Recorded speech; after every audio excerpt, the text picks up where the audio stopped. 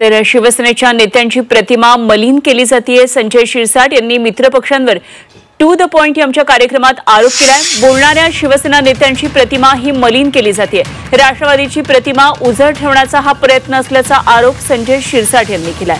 तर to the point या Zee 24 तासच्या कार्यक्रमामध्ये संजय शिरसाट यांनी हे आरोप केले। शिवसेना अशी एक कॉर्नर झाली का अशी चर्चा वारंवार शिवसेनेचा एक कुठेतरी कोंडी होते काय सगळ्या सरकार? नाही नाही नाही, कोंडी काही होत नाही।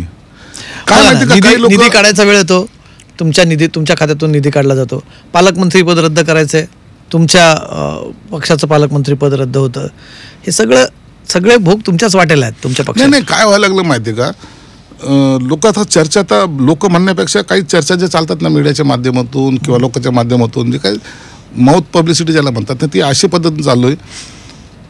शिंदे साहेब मुख्यमंत्री झालं पाहिजे तर परंतु जाणून बुजून केलं नाही म्हणून शिंदे नाराज आहेत। मग शिंदे गावाकडे गेले, मग शिंदे आता नाराज आहेत म्हणून ते शिंदे आता काही बैठकीला उपस्थित नाहीत, या कार्यक्रमाला गेले नाही। हा एक पॅटर्न झाला। दुसरा पॅटर्न काय, मग त्याचे मंत्री कोण कोण आहेत, मग ते संजय शिरसाटचा निधी कापला गेला, मग भरत गोगावलेच्या बरोबर तुम्ही नाशिकचा उल्लेख का करत नाही?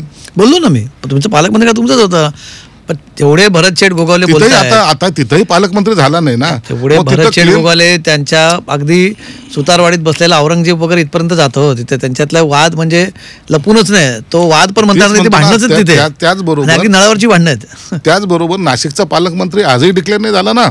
दादा शांत आहेत ना, दादा भुसे शांत आहेत, भरत शेठ गोगावले झाला तर नाही ना, झाला तर नाही ना, पण चर्चा कुठं होते? भरत गोगावलेकडे पहिले होते चर्चा, कुठं होते? संजय शिरसाटकडे होते चर्चा, कुठं प्रताप सरनाईककडे होते।